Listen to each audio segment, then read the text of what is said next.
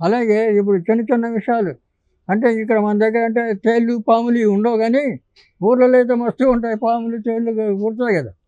ఇప్పుడు తేలు కుట్టింది ఏమి లేదు, ఉల్లిపాయ మెత్తగా దంచి అట్లా కాస్త ఉప్పు కలిపి దంచాలి. దంచి ఈ భాగాన్ని తేలు కుడితే ఈ చెవిలో, ఈ భాగాన్ని కుడితే ఈ చెవిలో, అట్లా ఆపోజిట్ చెవిలో 3-4 చుక్కలు పెడితే తేలు కుట్టింది మాయమైపోతుంది, ఇంకేముండదు, విషం ఉండదు, ఏముండదు, పోతుంది. అలాగే పాము కలిసి మనిషి ఒక్కోసారి బేగుష్ అయిపోతాడు, తర్వాత వెంట్రుకల్లో ప్రాణం ఉంటుంది కానీ మనిషి సచ్చినట్లే అనిపిస్తుంది మనకి చూడ్డానికి.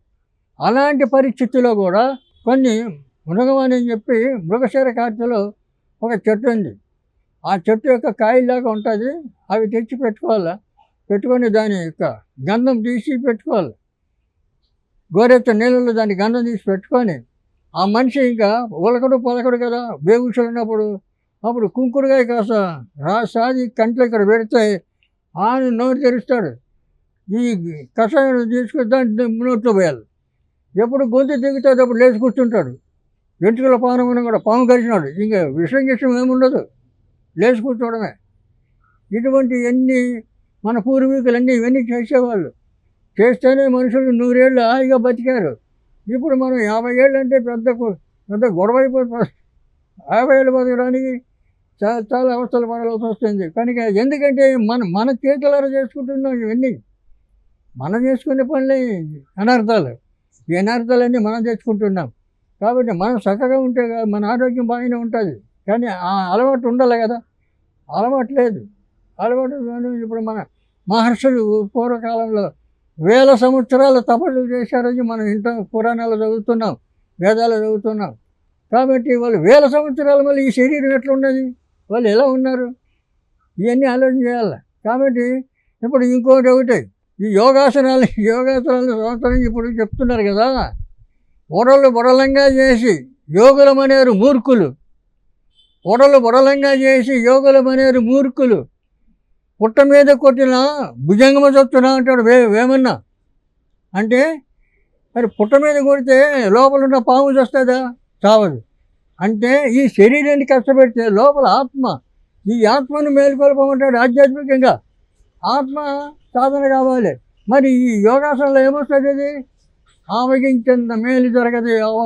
ఈ యోగాసనాల వల్ల ఏమీ జరగదు, అనవసరం. వయసులో ఉన్న వాళ్ళు ఏమి లేదు, అదొక ఫ్యాషన్ అయిపోయింది. నేను యోగాలు చేస్తాను, ఎందుకు చేస్తా యోగం చేస్తే రోగం వచ్చినట్లే. యోగం ఎందుకు? కష్టాలు కండరాలను బెదిరిస్తున్నావు కానీ నువ్వు అసలు ఆత్మను సాధిస్తున్నావా? ఆధ్యాత్మికంగా సాధించినట్టు నువ్వు ఆత్మను కంట్రోల్ చేయాలా. ఆత్మశుద్ధి లేని ఆచారం అది వేయాల, బాండశుద్ధి లేని పాకమేయాల, చిత్తశుద్ధి లేని శివపూజ లేలరా విశ్వదాభిరామ వినురా అని వేమన చెప్తాడు. కాబట్టి ఆత్మశుద్ధి కావాలి ముందు. ఆత్మశుద్ధి అయితే నీకు ఏంటంటే మన ఇప్పుడు ఇక్కడ ఉన్నటువంటి మన మానవ రూపంలో ఉన్న ఈ మనిషి దైవత్వంతో పొంది దైవత్వానికి కలిగిన శక్తులు కలిగి వాళ్ళు కూడా దేవతల్లాగా వెలిగారు. అవి ఎలా వచ్చాయి శక్తులు? ఆధ్యాత్మికంగా పెంచుకోవడం. ఈ ఆధ్యాత్మికం అంటే ముందు ఆత్మను కంట్రోల్ చేసుకోవాలి, ఆత్మను సాధించాలి. అది కావాలి. నీ కండరాలని ఊరికి అడజెప్పి ఇటు చెప్పి పెడితే అది యోగాసనం, అది వేసి వస్తుందా? ఏమి రాదు. దండుగా యోగాసనాలే దండుగా. మేము అవన్నీ ఏం చెయ్యం, అటువంటి రాని దగ్గరికి కూడా రాని. కాబట్టి అది కాదు పద్ధతి.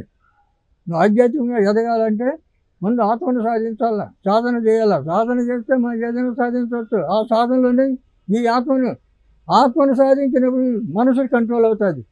ఈ రెండు జరిగినప్పుడే ఆధ్యాత్మికంగా ఎదుగుతావు. నువ్వు ఆధ్యాత్మికంగా నువ్వు ఎప్పుడైతే ఎదుగుతావు అప్పుడు దైవశక్తులు నీకు వస్తాయి. ఇవన్నీ చేయాలంటే ఈ యోగాసనాలు చేయాలి, ఈ పని చేయవు, ఇవి రావు, అవసరం లేదు. ఇప్పుడు యోగాసనాలు వేసిన వాళ్ళు ముసలితనం వచ్చేసరికి వారు నానా అవస్థలు పడుతున్నారు చాలామంది. మరి యోగాసనాలు వీళ్ళు వేసిన యోగాసనాలు ఏమైనాయి? వాళ్ళు కాపాడిందా? ఏం కాపాడదు. మామూలు వాళ్ళంతా ఎలా చేస్తారో అట్లా చేస్తారు వాడు కూడా రోగాలతో, అంతే. కాబట్టి యోగాసనాలు పెద్ద ప్రచారాలు చేస్తున్నారు అన్ని దండుగా. యోగాసనం కాదు, ఆత్మ కంట్రోల్ చేసి ఆత్మను సాధించు, ఆధ్యాత్మికంగా ఎదుగు. అది సాధన చేసినప్పుడు నీళ్ళు శక్తులు కొన్ని ప్రవేశిస్తాయి. ఆ శక్తుల వల్ల నువ్వు ఇక్కడ అందరికీ మేలు చేయడానికి అవకాశం ఉంటుంది, నీ అంతటా నువ్వు హాయిగా బతకడానికి అవకాశం ఉంటుంది. ఇది నమస్కారం.